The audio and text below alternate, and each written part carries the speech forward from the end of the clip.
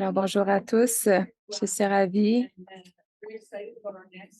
de vous présenter notre prochaine séance. J'aimerais vous souhaiter la bienvenue à cette dernière causerie informelle. Merci à tous de votre énergie, de votre enthousiasme. On a eu une très bonne journée et demie. Je pense que la prochaine séance sera aussi très stratégique, très utile et on a déjà hâte à vos questions. Voir cette session avec nos collègues dans les agences subventionnaires. Et cette session s'appelle Le rôle des collèges et instituts dans l'écosystème d'innovation au Canada. We're hoping to use this fireside chat to share the perspectives of my colleagues here. J'aimerais vous présenter donc nos panélistes sont ici pour nous parler du rôle de la recherche dans l'écosystème et étant donné nos discussions au cours de la dernière journée et demie par rapport à la recherche appliquée, eh bien, là, nous allons parler d'une utilisation optimale de la recherche pour faire face aux défis politiques ou stratégiques les plus pressants actuellement. Et vous nous avez beaucoup entendu parler de la recherche axée sur des objectifs et on va en parler un petit peu. On a aussi beaucoup parlé des réalités dans vos réseaux, dans les collèges et instituts canadiens qui sont souvent aux environs de 50 kilomètres. En fait, 95 des Canadiens vivent à moins de 50 kilomètres des collèges et des instituts. Ces derniers peuvent vraiment donc avoir un impact partout au pays. Je vais donc vous présenter nos trois panélistes pour cette causerie. Alors, à ma droite, Manal Bao-Beshi, vice-président des partenariats de recherche, ou vice-présidente plutôt, au Conseil de recherche des sciences naturelles. Elle a d'abord été vice-présidente adjointe des partenariats. Elle était responsable de l'équipe exécutive pour les partenariats avec les collèges et les universités. Elle s'est occupée des partenariats stratégiques en soutien à la stratégie quantique du gouvernement du Canada. Et en lisant sa biographie, j'ai appris qu'elle et moi, on a les deux été à la Patterson School de l'Université Carleton. Je ne savais pas ça. Inaudible. Ensuite, à la droite de Manal, on a le vice-président assez récente des programmes et de la planification, Monsieur Mohamed Nasser Eddine de la Fondation canadienne de l'innovation. Il s'occupe de tous les aspects des programmes de financement. Il participe à l'élaboration des politiques liées à ces programmes. Il s'occupe aussi des engagements en matière de responsabilisation et s'occupe de l'excellence des programmes. Il s'occupe aussi des résultats en matière de recherche. Il est revenu à la FCI après avoir travaillé à l'Université d'Ottawa et nous sommes reconnaissants qu'il soit ici et certains membres de son équipe sont, et cer- sont venus nous parler aujourd'hui. Il a un doctorat en chimie de l'Université de Haute-Alsace en France et il y a aussi une maîtrise en gestion de l'UQAM. Et à sa droite à lui, nous avons la troisième panéliste, Sylvie Lamoureux. Sylvie est une fière franco-ontarienne et elle s'est jointe au CRSH en 2023. Elle fournit un leadership stratégique pour le développement, la mise en œuvre et la promotion de la vision et de l'orientation des sciences sociales dans le cadre des subventions des conseils subventionnaires.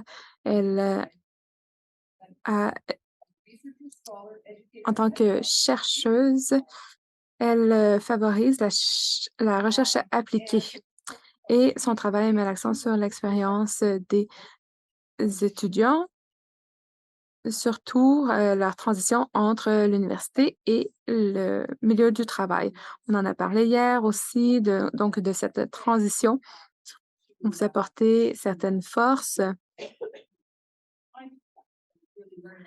Moi, j'ai beaucoup appris de Sylvie. Elle a un doctorat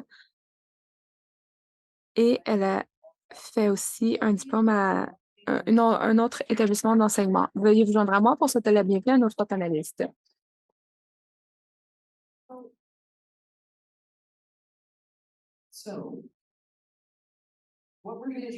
Alors, ce qu'on va faire maintenant, c'est qu'on va avoir une discussion et on va discuter un peu comme hier.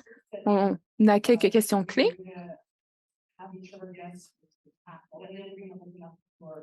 et ensuite, nous aimerions vous entendre. Vous aurez l'occasion de poser vos questions.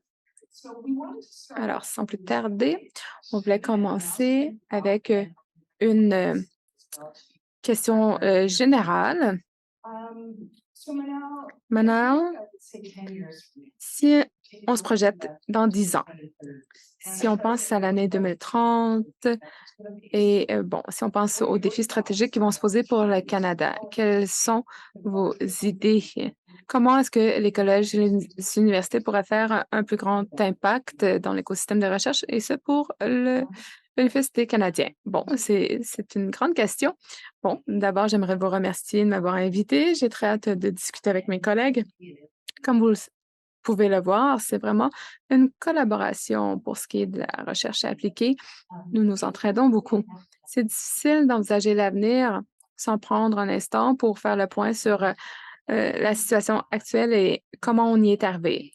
Depuis 2008, il y a eu une très grande croissance.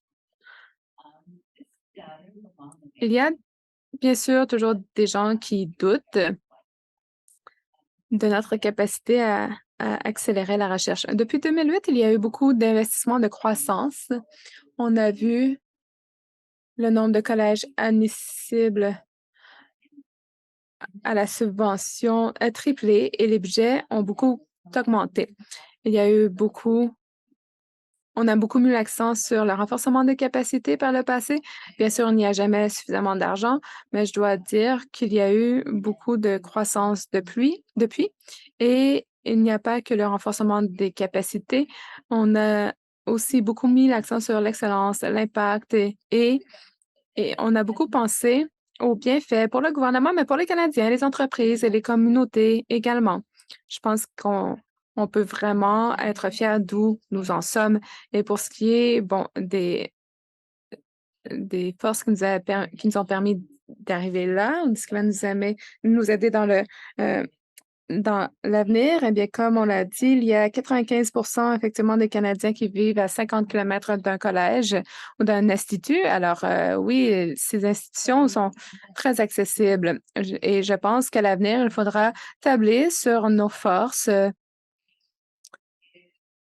Donc, le fait qu'on se retrouve dans les communautés, on est près des partenaires, on a une bonne idée des besoins, on connaît les forces des régions, leurs priorités, les lacunes aussi. Et il faut aussi être capable de s'adapter rapidement. Contrairement à d'autres institutions postsecondaires, vous avez très peu de temps pour agir. Il faut prendre le train en marche. Et il y a cet aspect d'apprentissage sur le terrain. Mais quand on pense à la formation de la relève, il faut s'assurer que les étudiants ont l'expertise, les connaissances techniques nécessaires et je pense qu'on peut tirer profit de ça pour aller de l'avant. Merci beaucoup. Mohamed, aimeriez-vous aussi intervenir? Eh bien, d'abord, merci de nous avoir invités à cet merveilleux événement. Je pense que c'est la première réunion après la pandémie. Donc, je suis ravie d'être ici, de revoir beaucoup d'amis et de collègues. D'abord, je dois dire que je suis d'accord avec ce que Manal a dit par rapport à l'excellent travail effectué par les collèges et les instituts partout au pays. De toute évidence, vous avez toute une panoplie de projets qui sont excellents et qui ont un impact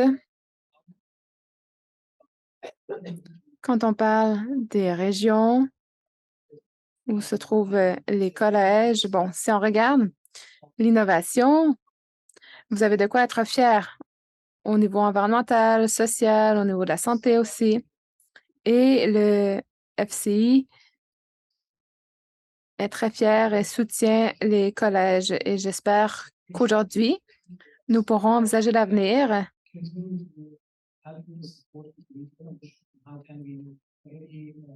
et nous pourrons discuter des occasions à saisir pour l'avenir. Et Sylvie? Perry, je vais beaucoup parler en français, donc when you see the mic come close to my lips and if you don't understand French, Quand vous voyez le micro qui s'approche de moi, vous aurez l'occasion de prendre vos écouteurs pour entendre l'interprétation. d'ici aujourd'hui. Pour bâtir sur ce que mes collègues ont dit, je pense que si je m'imagine 10 ans dans l'avenir, je pense qu'on va voir la recherche qui se passe et qui est menée par les collèges et les instituts prendre sa place à travers toutes les occasions de subvention et de financement qui sont offertes par les agences de subventionnaires. Parce qu'en ce moment, il y a comme une fausse dichotomie qui est en train de s'installer entre recherche appliquée et recherche. Je pense qu'il faut voir que la recherche, qu'elle soit appliquée, qu'elle soit ciel bleu ou n'importe quelle autre définition que tu veux dire, l'intention, c'est comment est-ce qu'on peut améliorer la vie et la réalité des Canadiens, et pas juste des Canadiens, des Canadiennes, mais de l'ensemble de l'humanité sur notre planète. Vous avez pas juste un sens, mais une compréhension approfondie des besoins et des réalités locaux qui a besoin d'être partagé et transféré à des gens qui ne la maîtrisent pas autant que vous. Alors, 10 ans dans l'avenir, je m'imagine un plus grand rôle de leadership au sein d'équipes très interdisciplinaires, très intersectorielles, où le secteur des collèges et des instituts occupe sa pleine et juste place. Alors ça, c'est mon souhait à moi et ma vision à moi pour vous dans 10 ans. La recherche appliquée est importante parce qu'elle se préoccupe du puis après et du pourquoi. Puis si on ne pose pas ces questions-là, on peut des fois passer à côté de la traque. Alors, est-ce qu'on va aller vers des nouvelles définitions de méthodologie mixte de recherche, dans le sens que la mixité, ce n'est pas entre le quantitatif et le qualitatif, mais c'est d'avoir ce lien entre la recherche plus fondamentale traditionnelle, le regard plus appliqué pour assurer les plus grands impacts à court, moyen et long terme pour l'avenir de notre planète. Et vous êtes un maillon clé d'être capable d'assurer cette vision-là. Sans vous, les progrès ne se feront pas aussi rapidement. Donc, prenez et assumez votre pleine place. Et je crois que la vision qu'on va adopter vers l'excellence en recherche et redéfinir plusieurs de nos façons de procéder va faciliter cette prise de place et cette reconnaissance de votre expertise. Merci Sylvie, c'est vraiment musique pour nous, à nos oreilles, d'entendre ce genre de reconnaissance, pas juste l'impact interdisciplinaire, mais l'impact intersectoriel. Et juste pour aller à la deuxième partie de notre question, quel vois-tu comme les grands défis dans la politique publique où les collèges et instituts peuvent vraiment faire une différence dans les 10 ans à venir? Je peux peut-être commencer avec celui-là. Je pense que la question, c'est peut-être, est-ce qu'il y a des éléments de politique publique où vous ne pouvez pas faire de différence? La réponse serait plus courte. Mais si je pense en ce moment, est-ce que vos contributions, je pense, vont vraiment bouger l'aiguille sur les questions liées à l'insécurité du logement, nouvelles façons de faire des logements, tout ce qui est à faire l'insécurité avec l'alimentation, l'appartenance, l'intégration, l'utilisation même de l'espace, la compréhension de l'espace, la relation avec l'environnement, tout le plan biomédical aussi.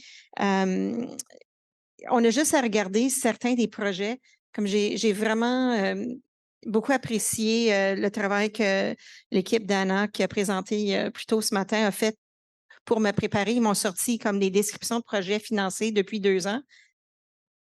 Je pense que la question, c'est quel domaine de politique vous ne pouvez pas influencer et j'en ai pas pu identifier d'éléments où vous ne pourrez pas avoir une influence. Je suis complètement d'accord et je voudrais... Est-ce que ça marche maintenant? OK, excusez-moi. Je suis complètement d'accord avec Sylvie et je voudrais ajouter quelques mots concernant les domaines différents et c'est aussi une question d'inclusion. We've talked about colleges being located. On a parlé des collèges qui sont partout au Canada et de leur relation avec la communauté. Je pense que cela va vraiment avoir un impact sur les différents éléments. Je pense que il faut se demander là où les collèges n'auront pas de rôle. Et les cégeps ont un grand rôle sur les questions sociales dans les communautés autochtones, mais on peut en faire davantage. J'ai parlé à de nombreux membres de mon équipe et la plupart sont ici si jamais vous avez des questions pour eux. Mais pour ce qui est des programmes d'innovation sociale, en 2022, environ 55 de ces programmes seront financés, y compris des projets dans les communautés autochtones. Bon, les gens se posent des questions sur les autres 50 mais je pense que cela témoigne du fait que ces perspectives sont très importantes. Il faut les intégrer, les inclure. Il faut intégrer toutes ces différentes perspectives.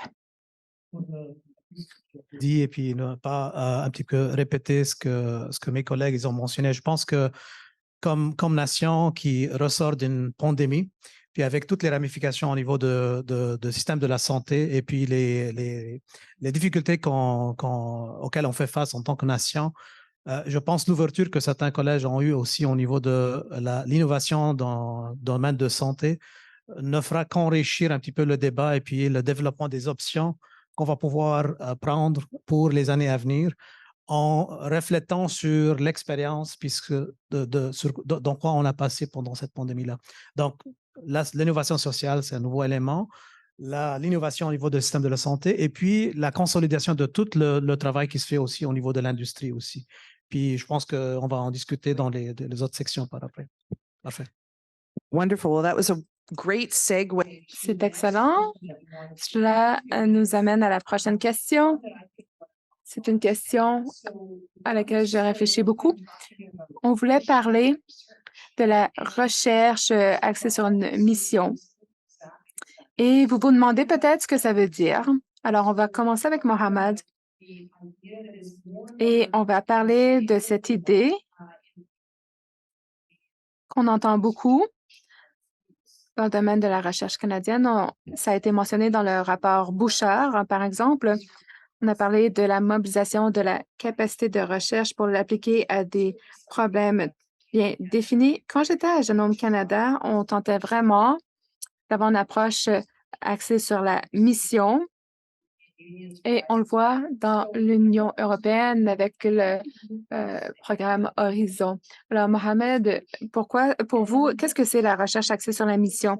Et si c'est un domaine où le Canada va être plus présent, quelles seraient donc les occasions à saisir pour notre secteur?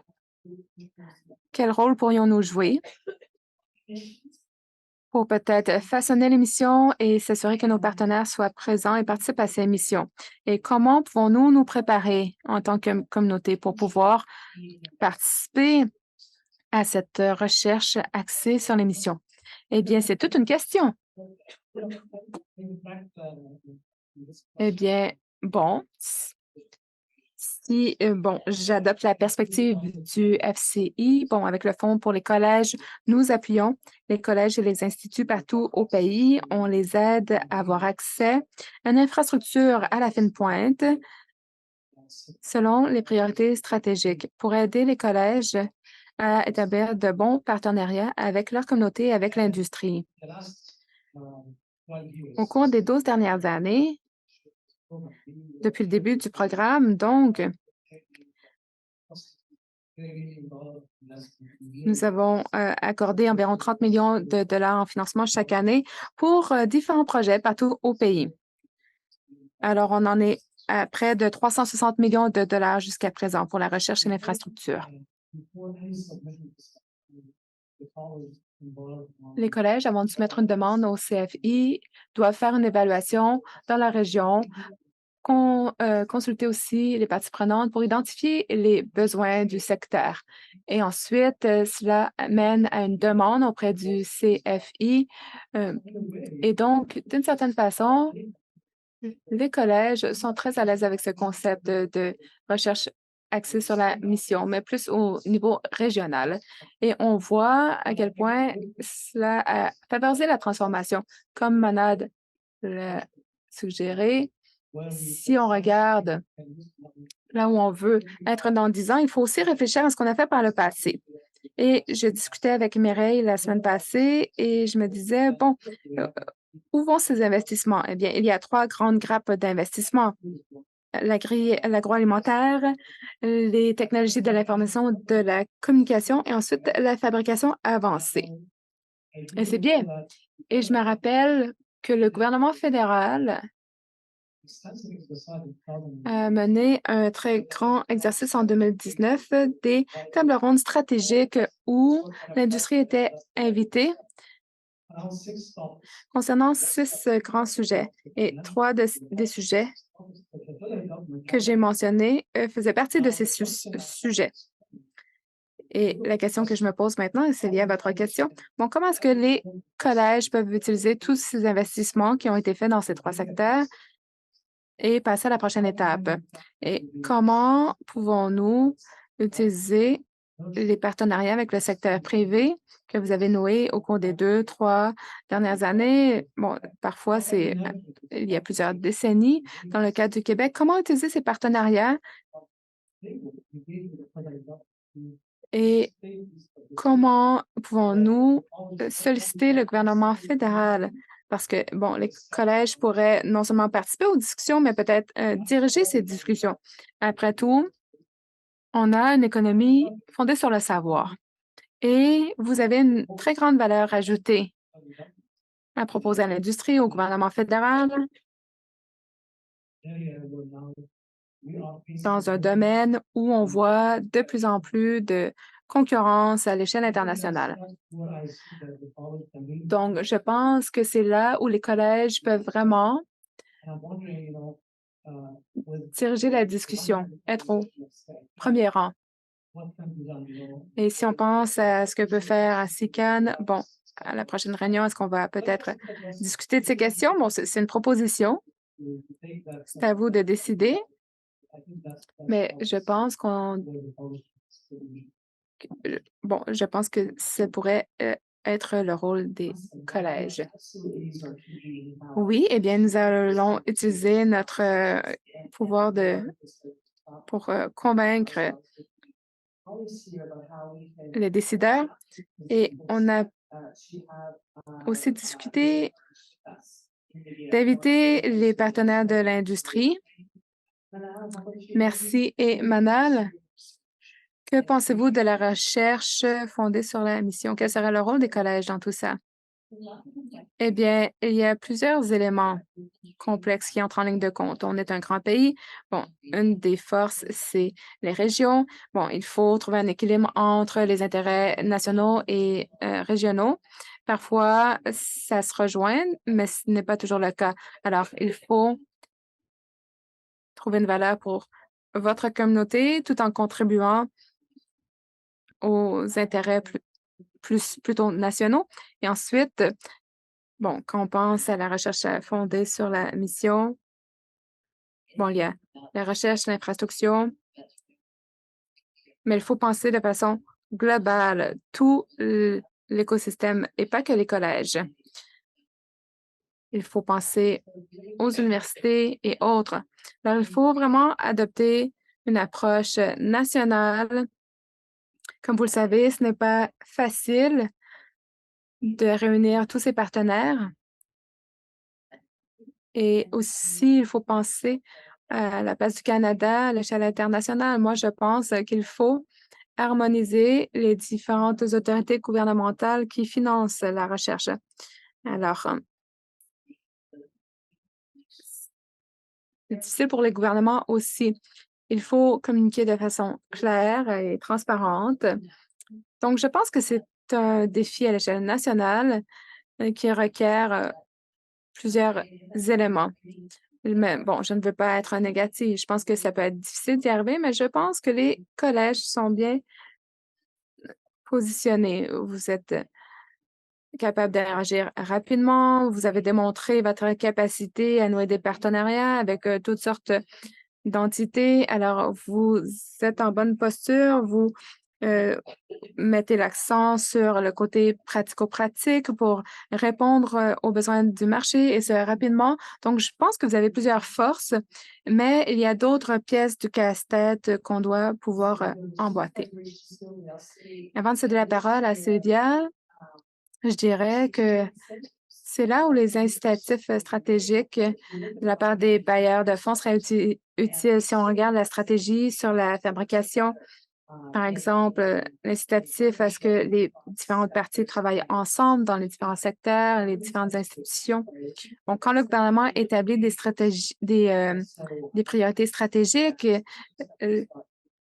l'industrie réagit. À Genome Canada, on avait créé un défi et la communauté a réagi. Donc, il faut vraiment aussi penser à réimaginer nos programmes, en fait, afin que les communautés puissent réagir. Sylvie? Exactement où je m'en allais sur ce dernier point-là.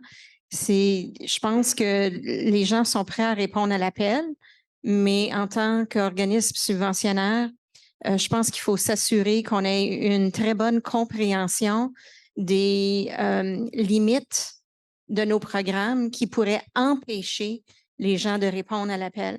So what are the systemic... Alors, quels sont les obstacles systémiques dans la structure de financement qui ne témoignent pas vraiment de la réalité des collèges?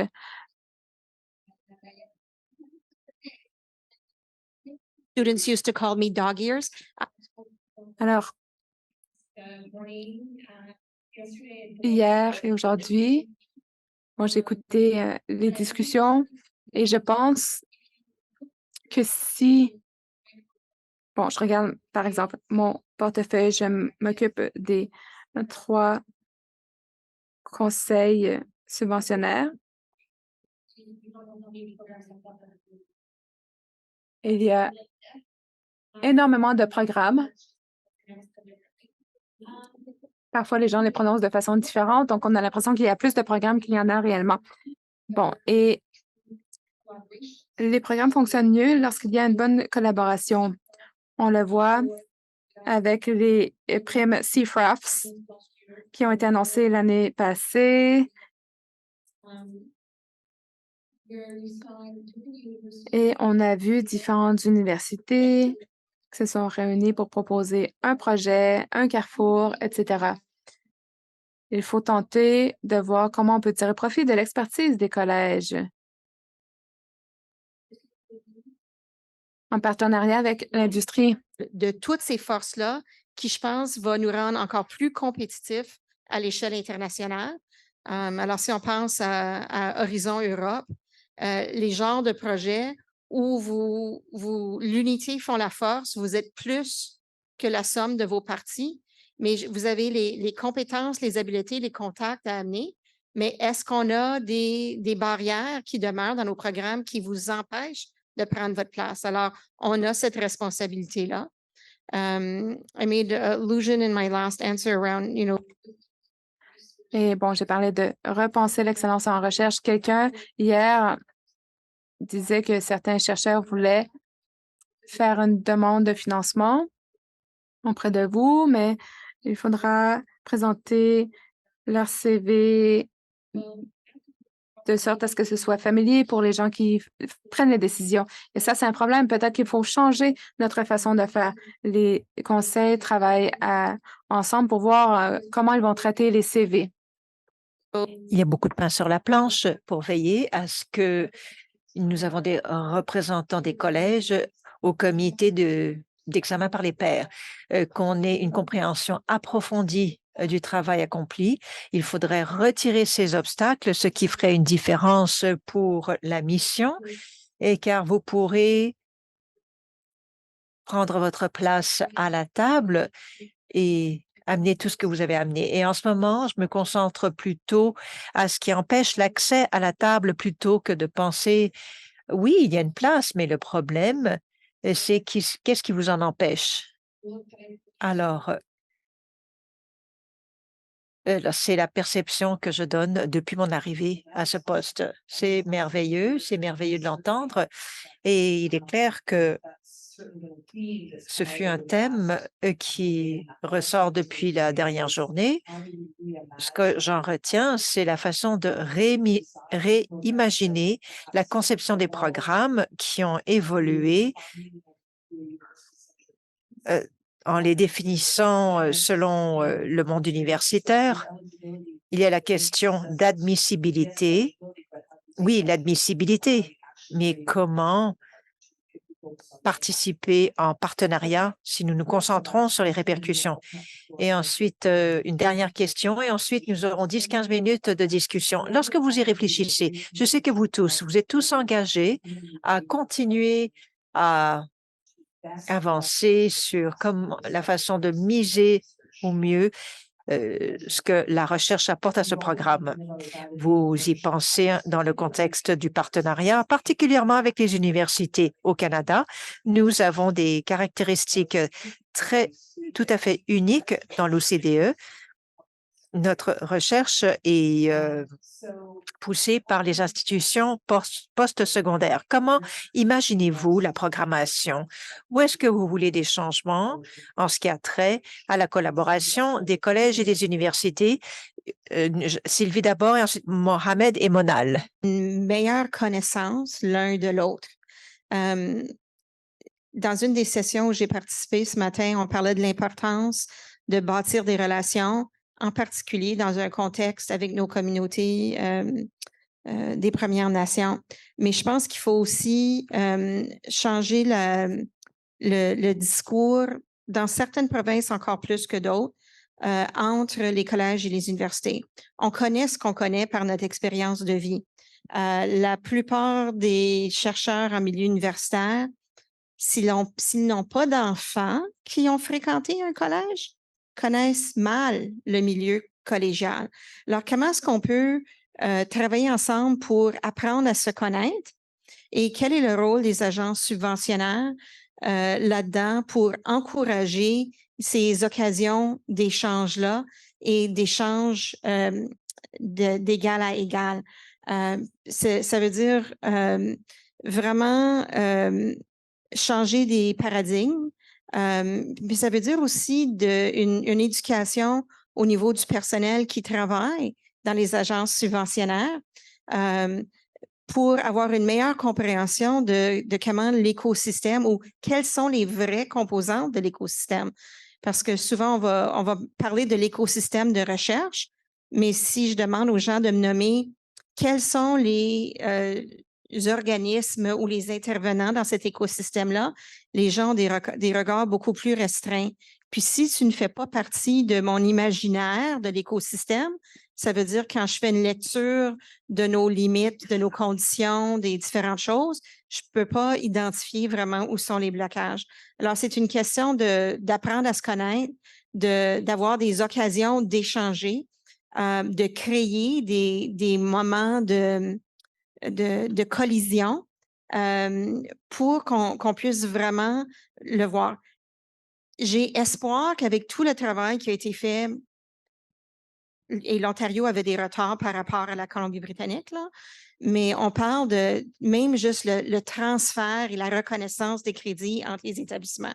On est tellement en arrière sur d'autres pays dans le monde, entre les systèmes, mais tout ce travail-là qui a été fait du côté programme académique peut peut-être influencer des relations ou la création de nouvelles relations, mais les agences subventionnaires doivent voir aussi quel est leur rôle et leur responsabilité et comment s'éduquer pour avoir une bonne compréhension de l'écosystème.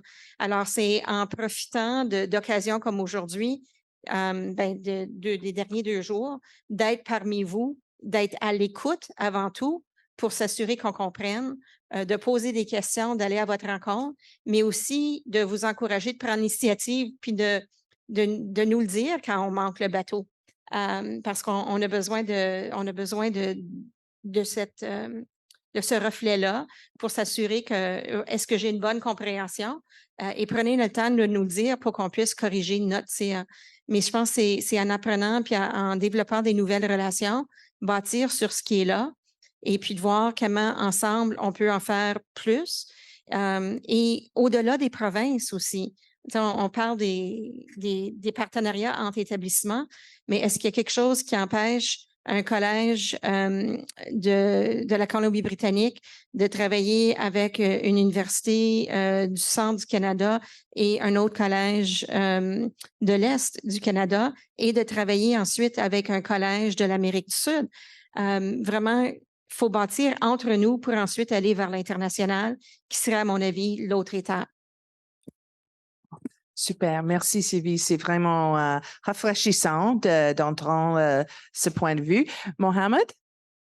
De partenariat entre le secteur universitaire et le secteur collégial, je pense qu'il y a plusieurs composantes qu'il va falloir discuter. Premièrement, il va falloir trouver un alignement stratégique au niveau institutionnel. Je peux te dire qu'à une vision de 30 000 pieds, je vois les niches stratégiques que les universités ont pris, les collèges ont pris, puis je peux dire qu'il y a beaucoup de chevauchements. Donc, si maintenant il y a un alignement stratégique, ça c'est comme that's a start, OK? Then the second point, I think. La deuxième chose, c'est qu'il faut également ne pas oublier les impératifs géographiques. S'il se trouve que vous vous êtes situé dans une région où il y a 2 autres universités, il est beaucoup plus facile pour vous de vous engager avec ces universités comparé à une université à 3000 kilomètres.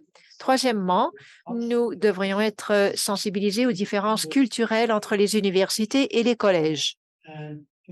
Et de plus, si nous sommes sensibilisés à cette réalité, nous pouvons mieux gérer les attentes, car si nous pensons à établir des partenariats qui vont durer au cours des 10 prochaines années, nous devons connaître nos différences et travailler avec ces différences et apporter à la table ce genre de partenariat, c'est-à-dire cette valeur ajoutée. Qu'est-ce que vous allez en tirer? Alors, qu'est-ce qu'on peut partager entre nous? Quels sont mes partenaires et les vôtres? Je pense qu'il faut commencer ces discussions franches en intégrant les différences culturelles. Je pense que c'est une bonne recette pour le succès. Mes collègues en ont beaucoup couvert. Alors, ce que je n'ai pas assez répété, c'est la communication des impacts. Il faut mesurer la communication des impacts. C'est une grande façon de faire avancer les choses. Au sein du gouvernement, il faut y réfléchir davantage. Et en plus de cela, la capacité de mieux raconter le récit, c'est-à-dire de savoir qu'est-ce qui est accompli, comment et pourquoi cela compte. Et il faut établir des liens avec les éléments des missions. Lorsque nous nous penchons sur les missions de manière holistique, cela nous donne l'occasion de réfléchir aux forces des écosystèmes ainsi que leurs avantages. Il y a des domaines de recherche qui s'y prêtent davantage à ce genre de collaboration comparé à d'autres. Il faut avoir un aperçu général, ce qui nous permet de penser au rôle des différents joueurs et notre façon de les interrelier. Nous en voyons déjà de bons exemples de collaboration entre les collèges et les universités. Il existe une initiative qui s'appelle Tsunami, c'est pour faire avancer les innovations de fabrication. Il y a des initiatives gouvernementales, c'est une initiative dirigée par le Collège de Niagara, mais également avec la collaboration de Queen's et McMaster. C'est un très bon exemple de ce qui peut être accompli lorsque toutes les parties du système se rassemblent. Il y a encore beaucoup de pain sur la planche, mais c'est faisable. Chaque fois que je rencontre les universités, je leur demande quelles sont leurs collaborations avec les collèges et vous seriez étonné de ce qu'ils font. Il n'y a pas suffisamment de profils, il n'y a pas suffisamment de relations. Il faut savoir quelles sont les pratiques en milieu de travail. Donc, c'est une question de savoir comment nous offrons le programme. Il existe des obstacles. Nous devons nous pencher sur la façon de réunir toutes ces forces et de faire en sorte que tout soit sensé. Nous n'avons pas de ressources infinies. Alors, comment bien se servir de ce que nous avons? Il faut miser sur nos forces et il faut continuer à s'adapter et à évoluer. Très bien. Merci aux trois. Premièrement, pouvons-nous applaudir nos collègues? Ce sont des réflexions formidables, Manal, et certains membres de l'équipe ont eu une très belle présentation sur son ami. C'est un excellent exemple. Chers collègues, il nous reste du temps pour des questions, des commentaires, des observations. Je sais que nous allons bientôt passer au repas du midi, mais j'aimerais vous donner 10-15 minutes pour les questions, car c'est le bon moment avec Manal, Mohamed et Suzy. La recherche au collégial. Merci beaucoup pour le partage de vos points de vue. Je m'adresserai plus particulièrement à Sylvie, peut-être. Intégration et inclusion ne sont pas synonymes en français. Merci d'avoir levé le voile sur quelque chose, je pense qu'on exprime depuis de nombreuses années dans le réseau collégial. C'est le modèle logique universitaire sur lequel repose le système de soutien à la recherche au Canada. Donc, la première raison pour laquelle beaucoup de professeurs ne peuvent pas faire de recherche, c'est le temps qu'ils n'ont pas dans leur tâche pour faire de la recherche. Les chercheuses et chercheurs qui sont engagés comme chercheuses et chercheurs, entre autres dans les centres collégiaux de transfert de technologie au Québec, ont aussi besoin de temps pour mener des projets. Et c'est un frein quand on a des programmes qui ne permettent pas de soutenir justement le temps dont on a besoin pour faire de la recherche. Alors, je suis contente d'entendre qu'il y a peut-être une réflexion qui est possible à ce sujet-là. On peut assurément redire, répéter, renvoyer tout ce qu'on a fait depuis de nombreuses années pour documenter cette question-là. Merci en tout cas de vouloir ouvrir cette question-là. Et puis, un commentaire serait bienvenu.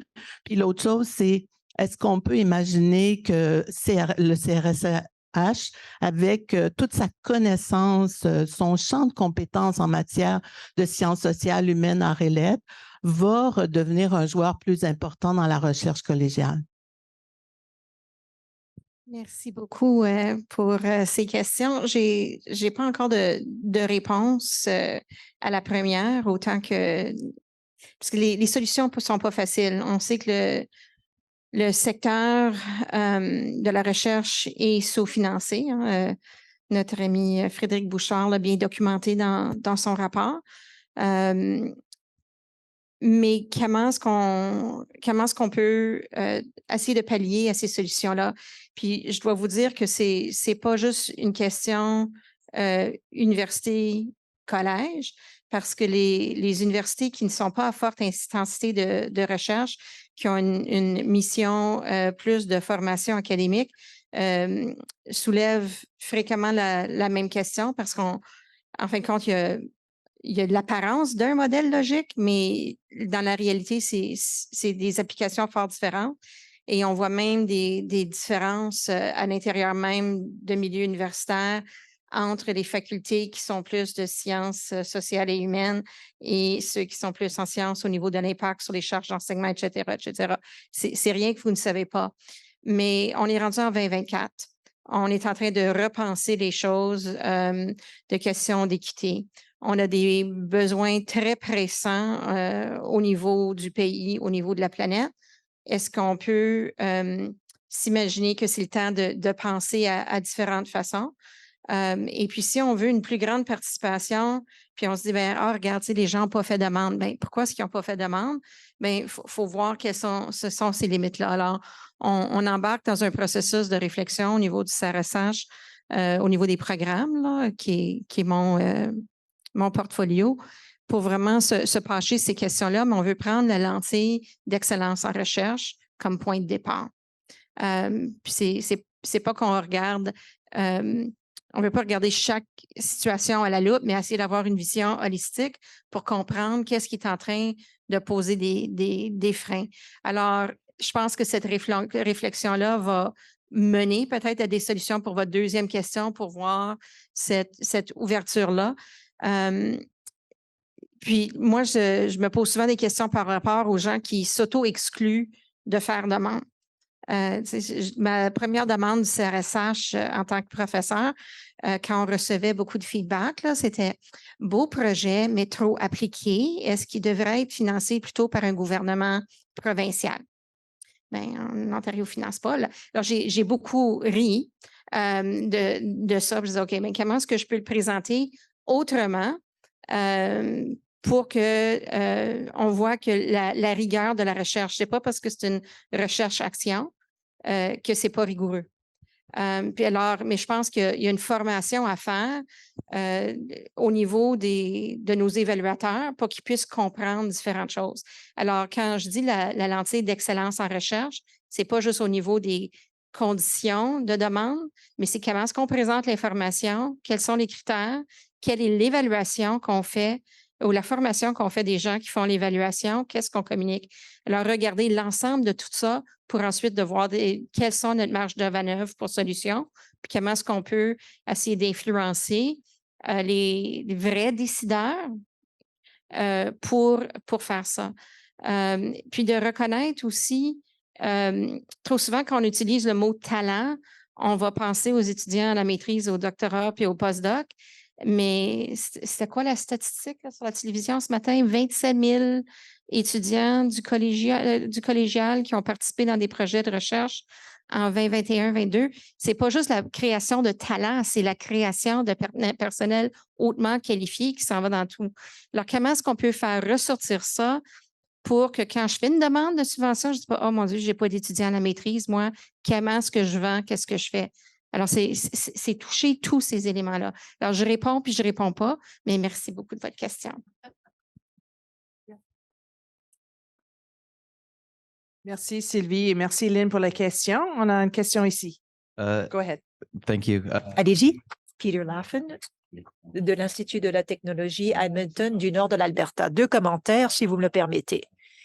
Alors, même si nous aimons parler des plaintes et de ce qui ne se passe pas bien, j'aimerais reconnaître que tout ce qu'on a construit et tous les succès que nous avons eus est grâce aux programmes qui sont en place. Sont-ils parfaits? Peut-être pas, mais on vous doit une reconnaissance. Je ne fais pas juste vous flatter. Alors, mon deuxième commentaire est le suivant.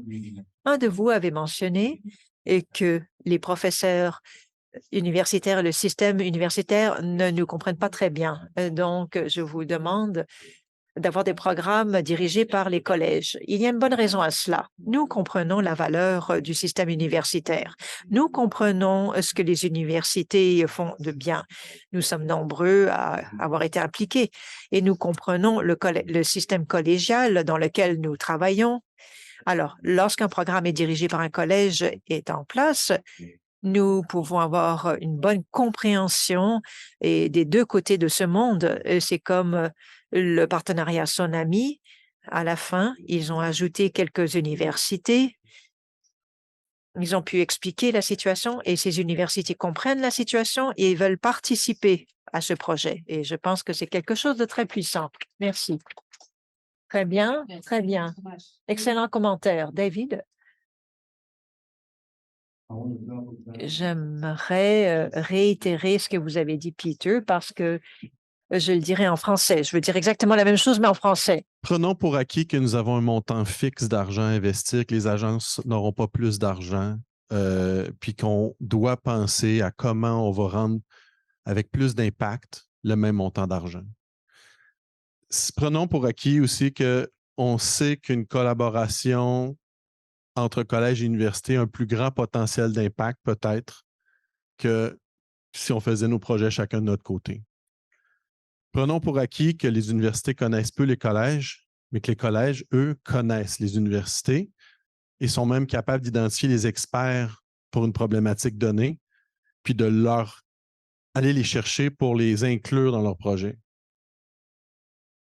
Je pense qu'avec cette logique-là, vous voyez tout de suite que si on prenait une portion des fonds puis qu'on disait voici les collèges, vous devez retourner au moins telle portion aux universités parce qu'il y a des enveloppes fermées, disons-le. Il y en aurait qui vont aux universités puis il y en a qui vont au collège.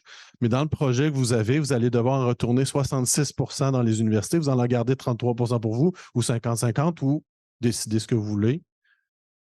Imaginez-vous comment l'impact pourrait augmenter en ne changeant même pas le montant d'argent investi. Faites juste réfléchir. Moi, je pense que ça serait une bonne idée. Je regrette beaucoup la disparition du programme Innov-UC. Il y a quelques années, on avait un Innov qui était conjoint université-collège au niveau technique. CRSNG avait ce programme. C'était peut-être trop tôt. Les collèges ne connaissaient pas suffisamment les universités à ce moment-là. On n'avait pas encore développé ces liens de confiance. Je pense qu'aujourd'hui, ça serait beaucoup plus mature pour quelque chose du genre ou double down on that idea. So, voilà. Merci, David. Bon commentaire. Est-ce que quelqu'un veut commenter là-dessus? Je voudrais commencer un peu et j'apprécie beaucoup les comments. C'est important d'avoir les reconnaissances de les accomplissements aussi et merci pour ça. Et la question concernant la collaboration entre collèges et universités, c'est une grande question pour nous aussi. L'équipe, et il y a quelques personnes ici avec moi qui travaillent au CRSNG dans le programme qui soutiennent le collège. Ils sont ici pour entendre et apprendre aussi les défis et les concerns que vous avez exprimés.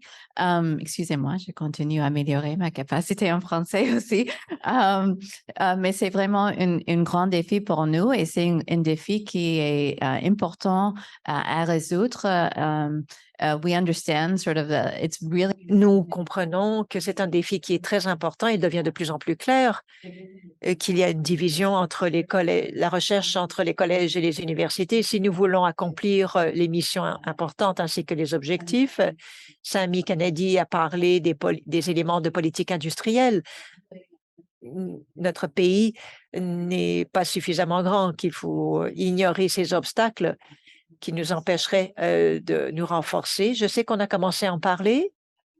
Nous avons de nouveaux programmes et les programmes sont admissibles et saisissent l'occasion. La question des laboratoires au marché, nous remarquons un bon engagement dans la communauté des collèges et ce sont des positions uniques. Nous avons un projet pilote dans le milieu de l'agriculture qui offre un financement et on revient aux commentaires en ce qui a trait à la question des obstacles lorsqu'il est question de demande.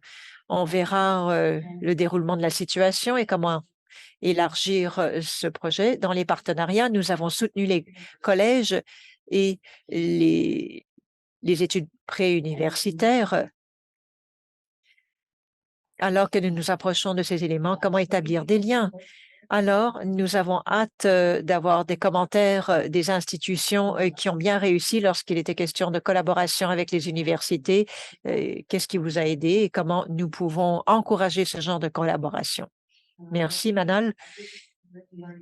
J'en apprends également, c'est-à-dire l'idée des projets dirigés par les collèges. Souvent, lorsqu'on parle de collaboration entre les universités et les collèges, souvent, ce sont les universités qui dirigent et les collèges sont le partenaire junior. Et il faut imaginer à nouveau comment percevoir ce leadership. Merci aux collègues qui l'ont soulevé. Et nous remarquons le désir d'apporter des idées dans un partenariat de politique et dans un esprit de collaboration et vous pouvez compter sur CICAN pour vous aider. Je sais que nous avons bientôt terminé avant de lever la séance. Denise, vous aviez une question? Oui. Alors, j'aimerais donner à Denise l'occasion de parler. Une dernière question et ensuite on va s'arrêter. Vous m'entendez? D'accord. Alors, ce que j'aimerais souligner, dans ma position comme consultante au Collège de la Nouvelle-Écosse. Parfois, lorsque nous recevons un financement du gouvernement fédéral, nous avons ces programmes qui veulent créer des programmes afin les collectivités touchées de manière disproportionnée. Il n'y a pas de financement mis de côté pour les critères, pour que les gens puissent se présenter avec la bonne éducation. Il semble qu'on crée toujours ce beau programme et on veut créer de l'équité, mais on ne fait pas face aux inégalités systémiques qui existent dans nos collectivités. Alors, ce que la NCC a accompli, mais ce qui fonctionne pour nous, c'est qu'on a un programme 2+2 où les membres communautaires peuvent travailler 2 ans dans un programme d'études et continuer leurs études à une université. Mon fils en a fait partie. Il a fait son diplôme collégial en affaires et à l'université. Il a commencé un diplôme en administration des affaires. Dans la collectivité des Autochtones, il y a des obstacles systémiques, il y a un manque d'accès. Vous savez, les enfants sont découragés de prendre des cours de sciences et de mathématiques. Pour moi, c'est un obstacle. Et même lorsqu'on a des programmes spécialisés de cohorte, on dit, écoutez, on veut des étudiants africains de la Nouvelle-Écosse, mais ils n'ont pas les compétences pour être admis dans le programme. Alors, ce que j'aimerais, c'est, y a-t-il une façon digne de les faire entrer, de ne pas punir les étudiants à cause d'obstacles systémiques? J'aimerais un financement du gouvernement fédéral et de mettre cet argent de côté, donc dans le cadre de la réconciliation et de l'équité. C'est tout ce que je voulais dire. Merci, Denise. Donc, je ne sais pas si quelqu'un veut répondre ou vous voulez, Manal. Merci de ce commentaire et je reconnais que c'est quelque chose qu'on a remarqué, c'est-à-dire de savoir comment établir ces liens. Cela revient au système. Donc, c'est de l'argent du gouvernement fédéral ou des agences, mais il faut examiner tout le système si nous voulons vraiment faire face aux problèmes des groupes sous-représentés. Et si on veut vraiment parler d'équité, et ils ont tellement d'obstacles, s'ils se rendent au 2e cycle, tout va bien, ils n'ont pas besoin de tout cela. Mais comment faire en sorte que les agences et le gouvernement fédéral puissent y réfléchir? Ce sont des disciplines dans lesquelles on pourrait les encourager. Je suis tout à fait d'accord. Et encore une fois, cela revient à un regard de système. Et alors, comment simplifier cette trajectoire? Lorsqu'il est question de renforcement de capacité, c'est là où les programmes universitaires et la recherche doivent travailler en collaboration, car la reconnaissance de l'éducation au préalable, et si vous travaillez dans des régions éloignées et que vos adjoints de recherche font partie de cette collectivité, pourquoi on ne le reconnaît pas? Pourquoi on ne donne pas des crédits que ces jeunes, et il y a 17, 21 ou 52 ou 72, que ces personnes veuillent participer dans un programme postsecondaire? Comment documenter ce travail pour reconnaître leur travail? Donc, si on renforce vraiment la capacité, ce n'est pas juste une question de veiller à ce que une partie de l'argent est destinée à la collectivité qui appuie cette recherche, mais il faut revenir à l'éducation à long terme. Je ne suis pas responsable des programmes postsecondaires, mais comme Manal l'a dit, il faut s'attaquer au système et comment procéder. Si nous pensons aux individus plutôt qu'aux diplômes, aux programmes ou aux projets, je pense que les choses seraient différentes. Formidable. Merci beaucoup. Merci beaucoup. Veuillez vous joindre à moi pour les remercier.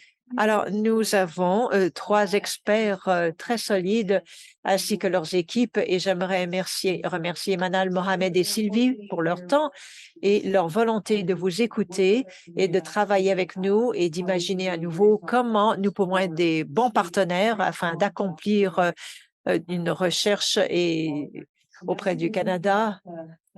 Aujourd'hui, votre contribution à nos objectifs partagés. Thank you for coming. Merci à vous.